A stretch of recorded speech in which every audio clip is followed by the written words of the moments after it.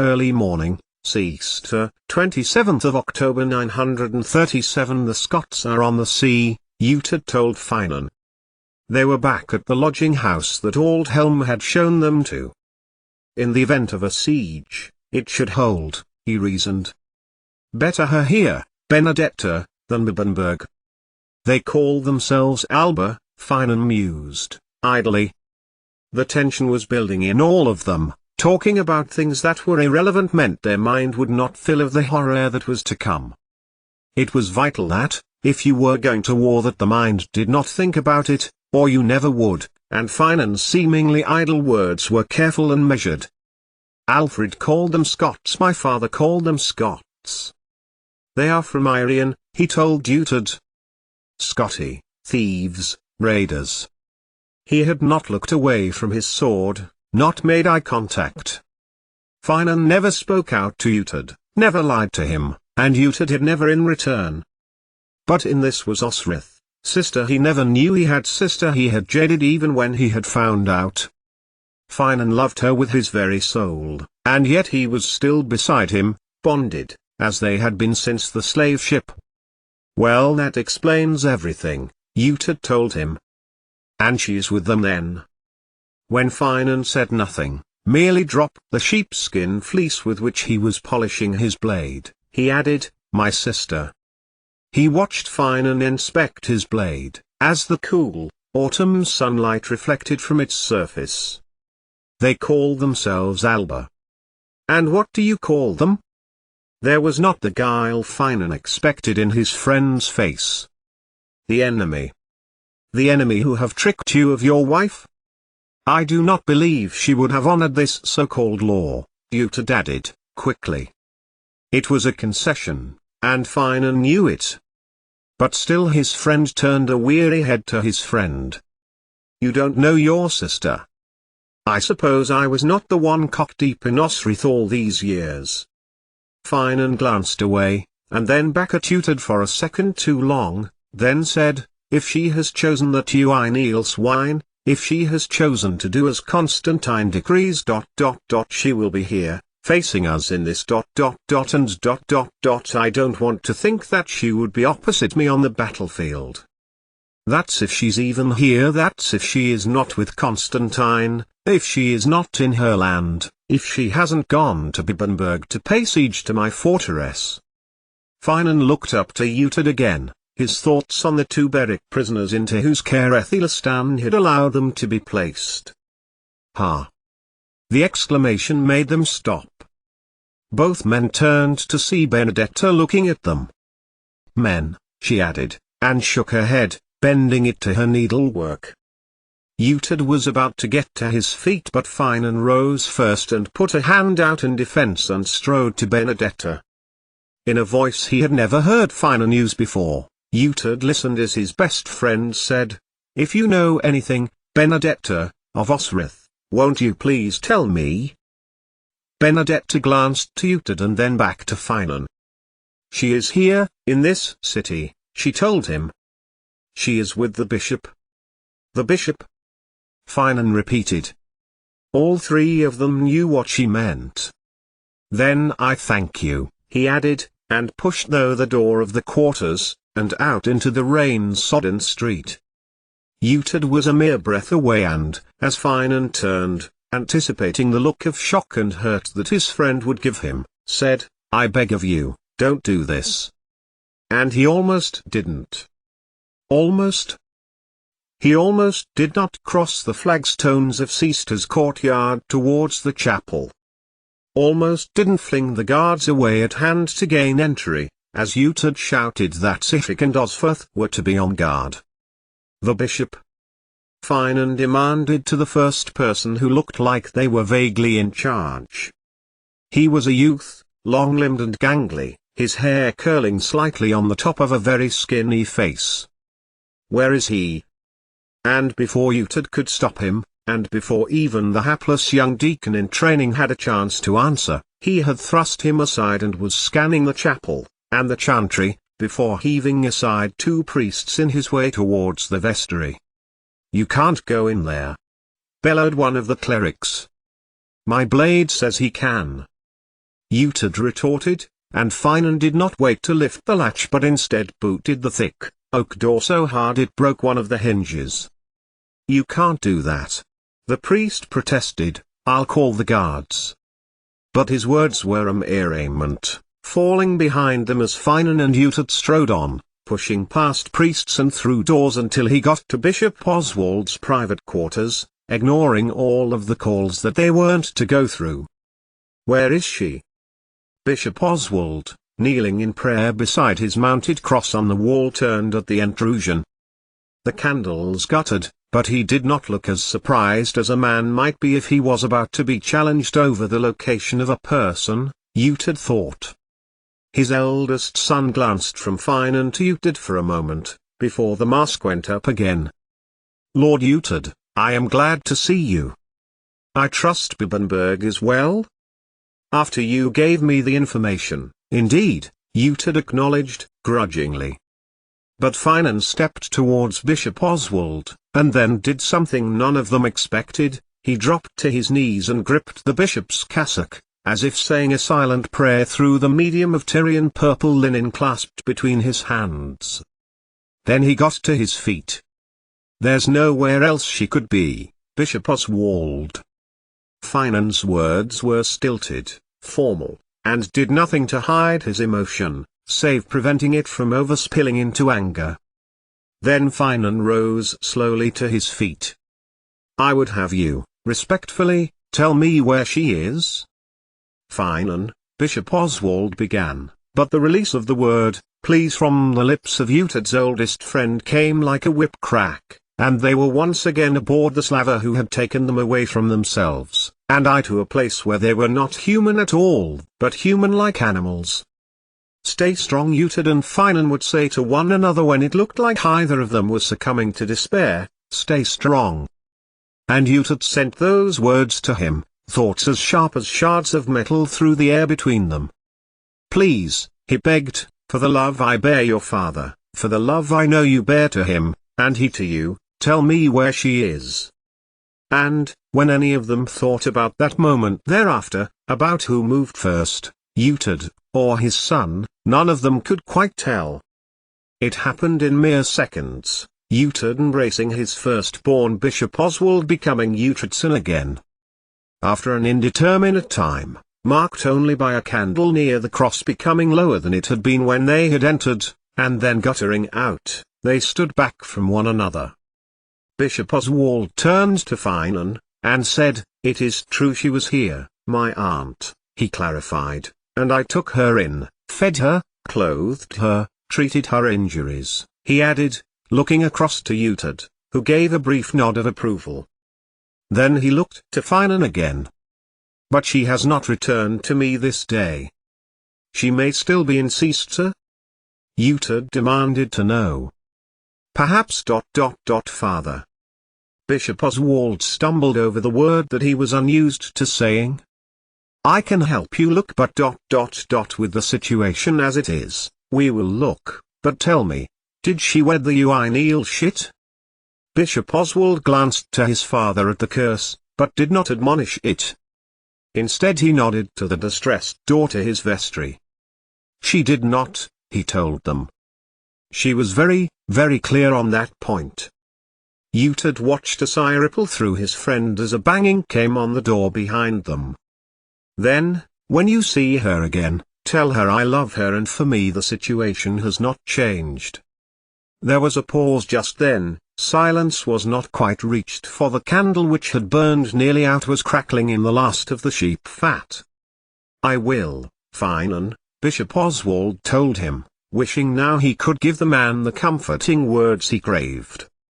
"All I can say is that she made her way here, she is not in Alba." Finan looked as if he were about to say something and then had swallowed the words. "When she comes back, I will ask her to stay," Bishop Oswald added. "May I ask, would you wish me to marry you, under the law of the Roman Church?" "Ethelastan's law." "If she wants it," Finan told him, "by Christ, if she wants it." And then he was gone, reversing the process, egressing as he has accessed Bishop Oswald's private chambers, leaning heavily on the wooden palisade wall that lined the bare of Seaster. The dim moonlight reflected off his friend's face. Utad could see perspiration across his brow, his frame racking as if fighting for breath. Utad, I love her, and I would have her as my wife. His words felt heavy, as if Finan was having difficulty in speaking when Utad put his hand to his shoulder. Then, he put his hand to his blade and stood away from the wall. That was all he would say on the matter, as both Finan, unwilling king of the Ulaid, and Utad, lord of Bibbenberg, began to hunt for Osrith Lackland. She is not with the Gales and Cymric, Igil Skilligrimson told Utad, sitting beside Berg, who thrust a slab of meat in his hand. They had returned as dawn broke, and Utad had gone to interrogate his man, poet and spy, again, watching Benedetta's slight flame move up and down in her sleep. There is no sign of Constantine, Utad told Igil, questioning the man over his intelligence. This day is the appointed day, here, in Seaster. Yes, Igil admitted. And they will come. They are in the east even now, more Danes, disaffected, land-hungry. And some from over the eastern sea. He leaned towards Utad, making as if to whisper, but ensuring that Finan heard his words.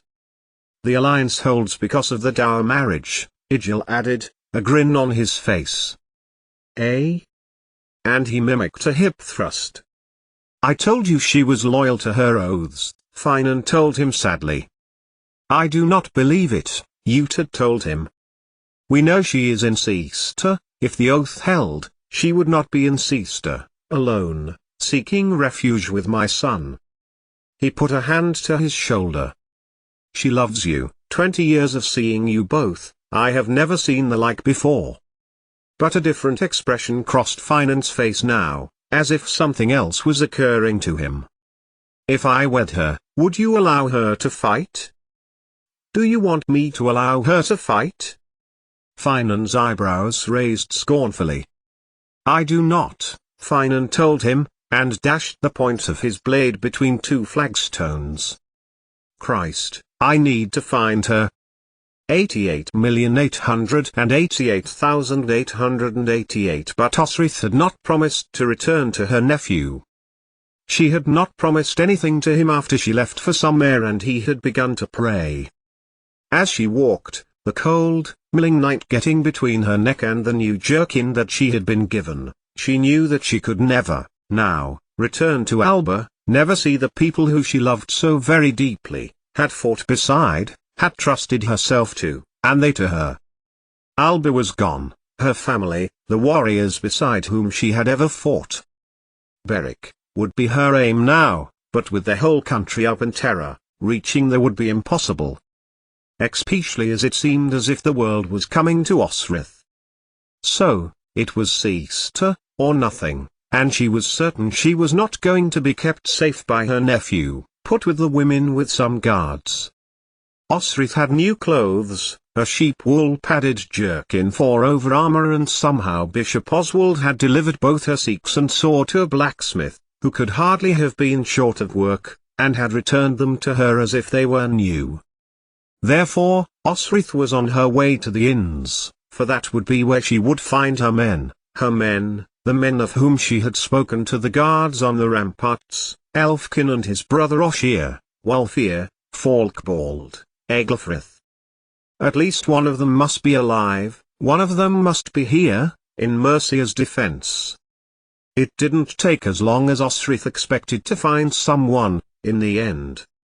Not in an inn, but standing early morning guard before the gate of the grain store, and stopped Osrith as she passed by. Boy! Miral called, hurrying over to her, torch flaring by her face. Who gave you that outfit? A West Saxon? He took Osrith by the shoulder. Boy! He called again, you are not to fight, do you hear me? Osrith turned, and was ready to fight the man who had stopped her, bring out Buey, pristine, highly polished, a perfect weapon in her hand. Just as she was bringing it back in a loop with her arm, she saw the man who had been her friend for so many, many years. The Morrigan stood aside in Osrith's mind for just a second, and her battle cry was replaced by a choked sob when she saw the surly expression of the man, stretched as he must have been on a guard duty in the circumstances of impending battle and high demand for food, while a simple-headed youth waved a sword around as if he were about to join a blood month hunting party. Miral. His voice choked in Osrith's throat, and flung herself to his shoulder. Even his rough shaking could not detach her from his person, and it took Osrith to cry his name several times for Miral to hold her by her shoulders and look into her face. Walfir. One of Osrith's former men approached. "Look!" he exclaimed. His eyes went over Osrith's face again, as if he was making sure of what he saw. "Take your captain to Elfkin. I will be with you." Osrith watched as her former commander strode away towards the guard room, while Walfir stared down to Osrith. "Captain," he breathed, almost amused that she was there in amongst the chaos and disorder. "Captain, Elfkin is preparing us, preparing your men," he told her. "So, yes, under the circumstances, you should come." And come she did, following the man who was once a stripling under her command across the courtyard and to the guardroom. Already pressed with men preparing one another to stand before the gates of Seaster, torches shone on polished mail, spearheads, sword hilts. Walfir slid along the wall by the door and across to the others, away from the companies preparing themselves. They were all there, Osrith noticed, all of them, all of her company. It must have been 40, nearly 50 years before that she had commanded them, Elfkin a young boy of 7, his brother Oshir 14 and desperate to prove himself along with their cousin Egelfrith. Even Walfir and Falkbald, older warriors than she was then, now veterans of many battles, were standing there, and for a moment, Osrith froze, choked with the knowledge that Eswi, her dearest friend, who had been with her through so many things, was not standing with them. "I will fight with you," she declared to Elfkin, when she had been clapped on the back by them all, when she had asked of them all, when she had told him that his daughter, Elena, was safe and happy at Bibbenberg, because young Uhtred had been left behind to hold the fortress. This was greeted with heartfelt approval by them all, and Elfkin told her that when they had finished with this battle, he would ask leave of Aldhelm to travel to Bibbenberg and fetch her. "Many have been called here," Osrith told them, when he asked why she was in Seaster. "I came here, because there was nowhere else left for me," and she told them about Alba, and the force that had been contrived, leaving out the crucial part, that the Northern Alliance's aim was, in effect, genocide. "I have nowhere else to go, nowhere else to be. I have fled Alba over an impossible situation. My last oath was to Mercia." Elfkin's face fell, and he looked at Osrith with a seriousness she had not seen since he was a young boy, determined to fight, determined to hold an edged weapon, tagged Sikhs, in fact, when he defended a farmstead from marauding Danes. "Elfkin, I am here, and I will fight, so I might as well be with my company." It was then that Elfkin put a hand to her shoulder, and stooped to her level, and took her hands in his. "No, Osrith," he told her softly. "For the love of all who knew you, know you still, all wish, and would wish you to be anywhere but here." He looked to the door, at another company walking through it to stand in front of the western gate. "These are not men, they are butchers, sending men back to us like the poor wretches you saw, half-gutted, half-scalped. These are not Christian men who do this." "No," Osrith admitted, "no, they are not Christians. They believe they have as much right to attack Mercia and Wessex, as England has to defend its lands," she told him. But it was the look on the young man's face that told Osrith the truth, the pain of the years on battlefields, in sieges, in guerrilla attacks came back to her then, and she knew she was lost. Elfkin, all of her men, wanted to do this without her, wanted to face the gut-spilling, pride-extinguishing, terror-inducing enemy alone. They did not want to see her face when they died, spitting blood and screaming in shameful fear. They did not want her to see the cowardly acts that they might commit in the redness of battle to save themselves, or not save their comrades because bravery had failed them. And yet, I am of Mercia, Elfkin, as much as you, as any of you, she told them all. Osrith, Elfkin replied, glancing at her company, the yellow of the torch flame highlighting a face battle-worn but determined. Go to Beric, go home, or stay until it is safe. Let us do this. For you, he added. You should have your men fight for you for once. You have done enough, Captain. Osrith looked at them all of the men whom she had commanded over the years. They had never once let her down, never once betrayed her, and she them. How could she leave them to fight alone at Mercia's calling when they had always fought there? You would, Osrith began, as the doors opened and a commander ushered another company through to the courtyard, still not yet broken with any kind of morning light. Then she stopped, as a hand reached out to hers. All of her company watched as, he hit her, a hand took hers and she was pulled from them and through the armory door into another used for storing leatherware. They would fight without her, then, for she saw whose hand had pulled her away. Miral! She exclaimed, and then fell silent. Aldhelm was before her. Osrith looked back to Miral. Wulfir brought me to Elfkin. I would fight for Mercia. But Miral said nothing, only looked to his lord, who trod towards Osrith in the shadows. Of course you would, of course, Aldhelm told her. You have shown nothing but courage, fearless determination for our land. You are a mercen in your heart, Osrith. Not even Northumbria has ever gained the devotion you have shown to the kingdom. Osrith kept her eyes on Aldhelm. The man, at least Tutord's age, and devoted to Mercia, looked little different from when he officially counselled Deathleard, when he stood for and spoke for the good of Mercia, even when it had been subsumed by Wessex, when Elfwin had been removed from Tamworth and the lords had come round to Edward's way of thinking, that thinking being that he, Edward of Wessex, was about to annex Mercia and begin an empire last seen in the days of Rome. You are the brightest of Mercia, Aldhelm told her, his face firm, calm, ready to command company after company before the gates of Seaster. Men may not necessarily have liked him, but they respected him absolutely.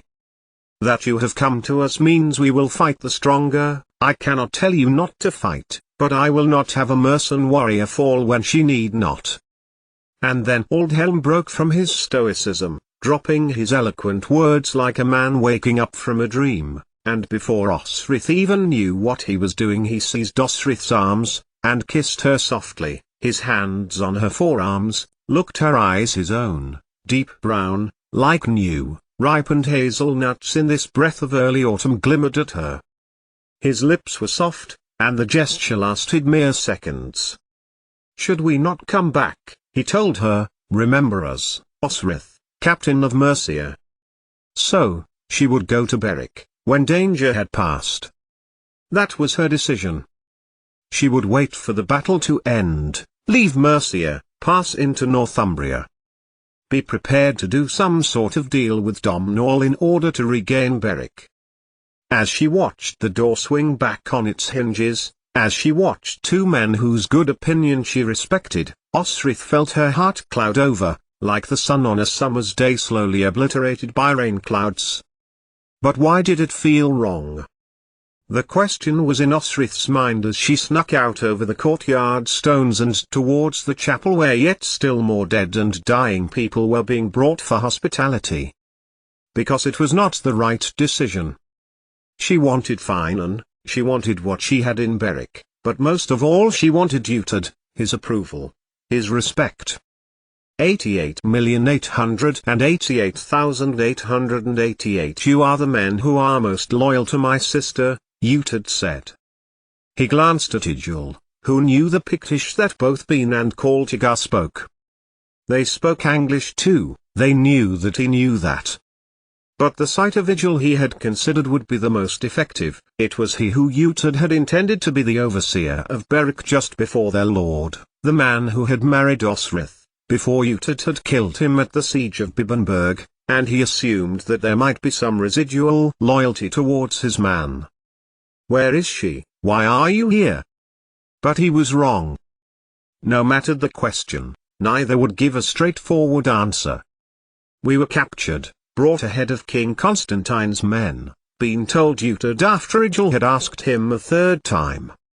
"There is a new lord.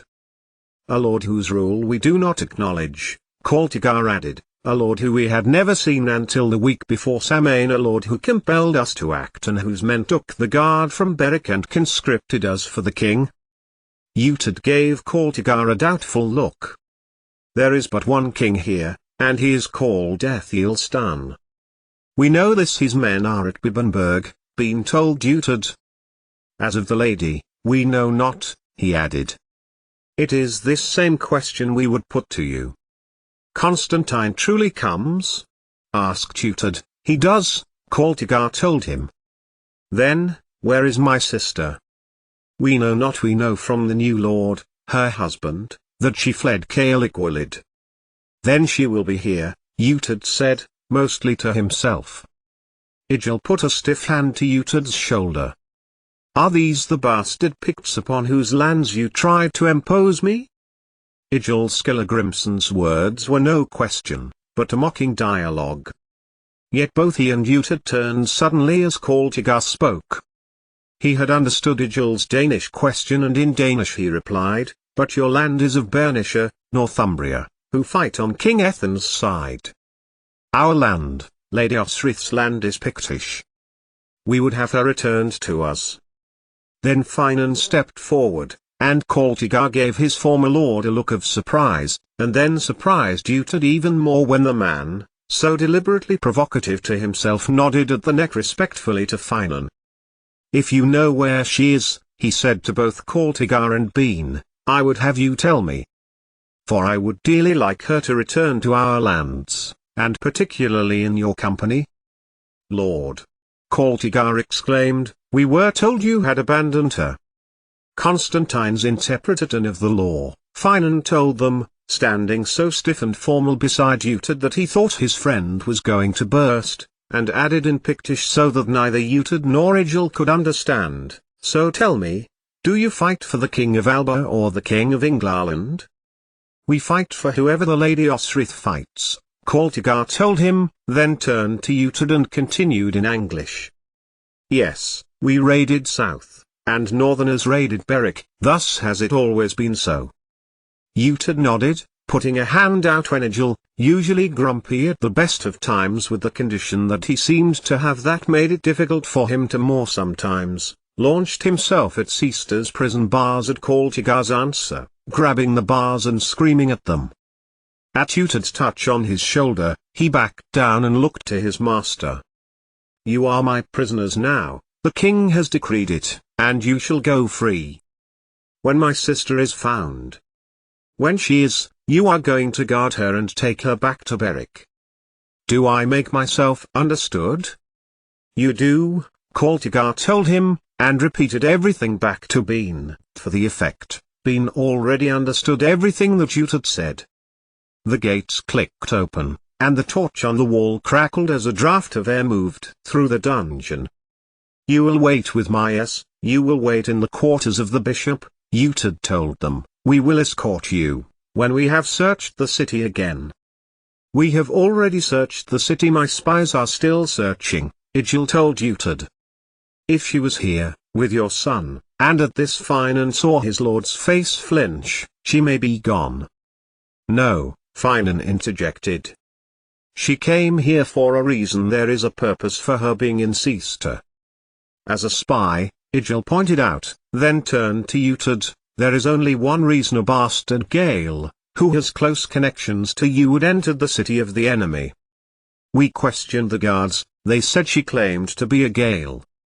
"She is here to betray Ethelstan," Of course, but the words were punched out of him, and Ijil Skilligrimson skidded across the courtyard, Finan left looking at his knuckles. Such was the force he had needed to hit the man. "Don't look like that, Irishman, you would know I speak the truth. And now look," Ijil added, as he scrambled backwards, "I speak the truth. Only it would seem your son is involved, Lord Utad. Why do you keep him alive?" Finan asked Utad, bending towards the Danishman and reading his fist again. But he saw that Utad was looking towards the door of the chapel that led to the bishop's quarters.